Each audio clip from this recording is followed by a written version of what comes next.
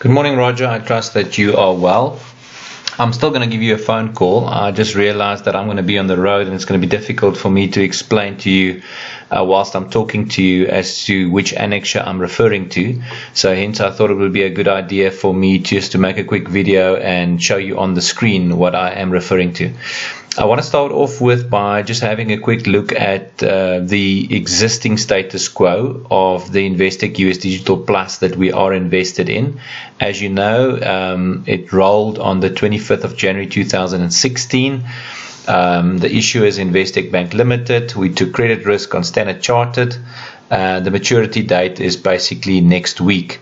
The maximum return was uncapped, and it was a dollar return. So we had the exposure to the S&P 500 in dollars, and it was a digital of 30. And what that basically means is if the S&P 500 only delivered like 10 or 15%, we would have automatically got a minimum of 30, but it also provides you with 100% of the growth should the index exceed 30. Now, since January 2016, the index has done 56%.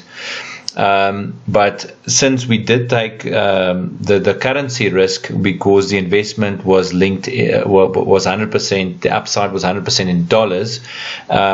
If you now value it in rand, the rand has now obviously appreciated against the dollar since we went in, and as at the end of June it was sitting at minus 14.48. This would have come down slightly, even more, because the rand is sitting about R3.90, R3.85, R13.85 at the moment.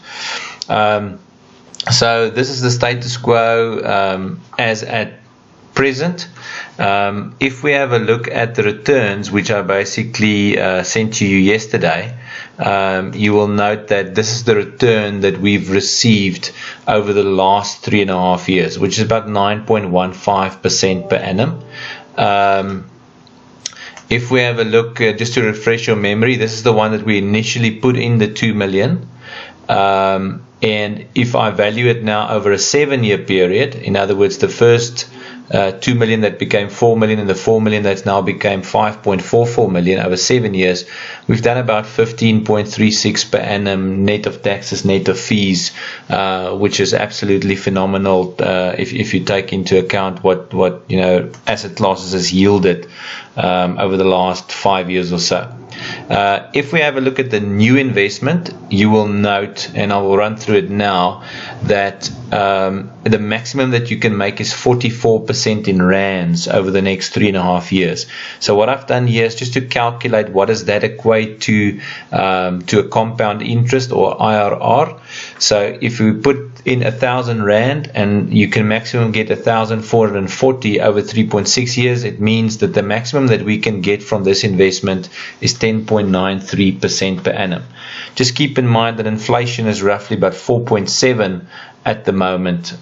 So this is about inflation plus 6.6, which is still a very good real return if you look at it from a inflation beating return perspective. If we have a look at the summary of the new investment, and that's why I've summarized it for us in Excel. I'll get to that now. I just want to have a look at the Investec material. What they're saying, the new investment will again be for 3.5 years.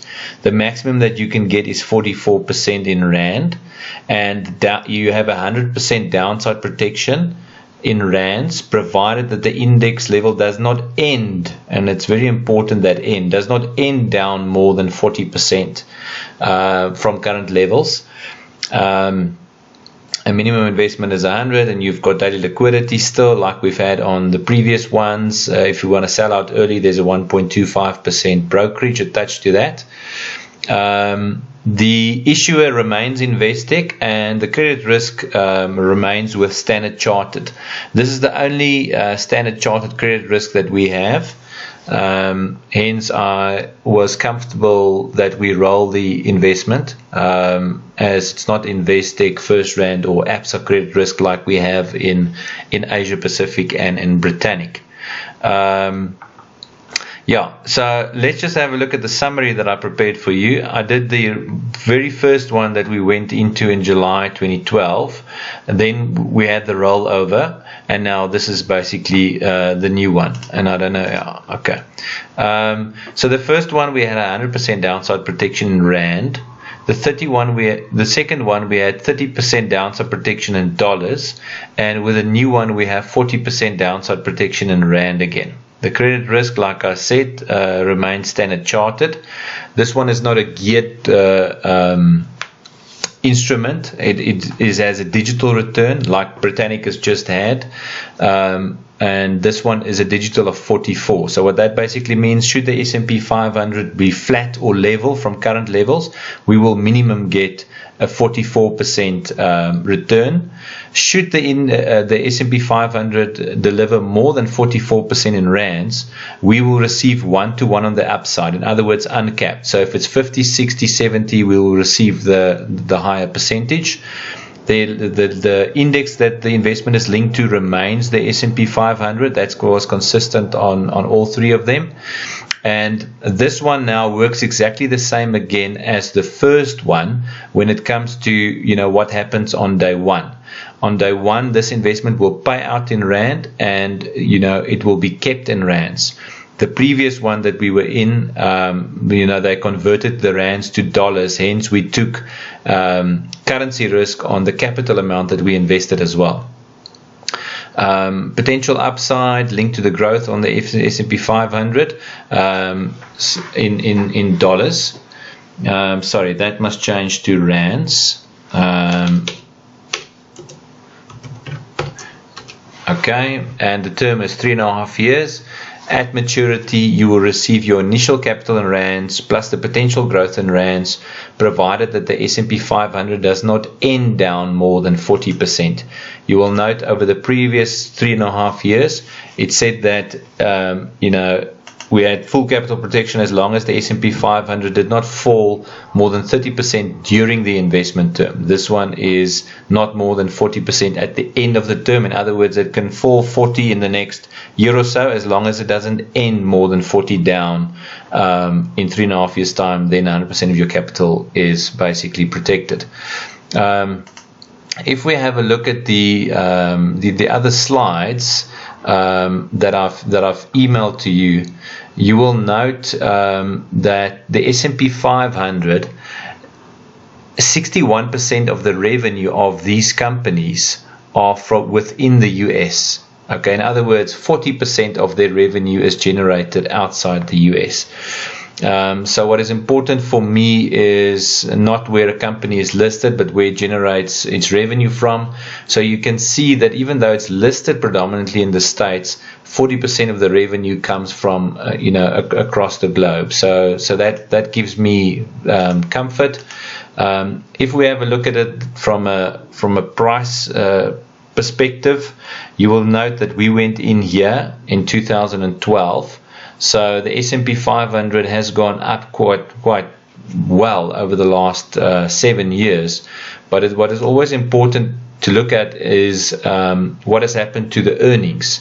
So if prices go up, but the earnings doesn't go up, then your PE ratio basically increases. So that is the long-term average since 1980, about 17.07, and the price earnings ratio basically indicates how cheap or expensive it is at the time that you go into the market. So you can see where it's currently at, it's almost at the long-term average, slightly above, but it has seen a correction in 2080. So not nearly as expensive as it was in 2009 or in the 2000s. So if we have a look at history and they backtest this investment, you will see that 68.2% of the time the S&P 500 was up. In other words, then you will get your 11%, and the average that the S&P 500 was up was 12.7%. So in other words, we will get the 12.7 as it's uncapped 1-to-1 on the upside. 31.5% of the time they would have returned your money as the S&P 500 was down, and the average that it was down was minus 24%. This again just shows you the value of having 100% capital protection, as you can dodge those bullets of 24.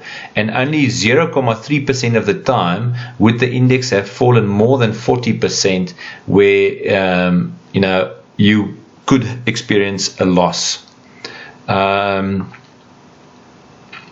think that is pretty much it. So I will definitely give you a call just to discuss, but from where I'm sitting, I think we must roll the investment. We've made some good returns, and it's prudent to reset the capital guarantee and now lock in the 5.4 million that we currently have, and reset the capital guarantee at 5.4 million. I'll give you a call shortly. Thanks, Roger. Keep well. Cheers. Bye.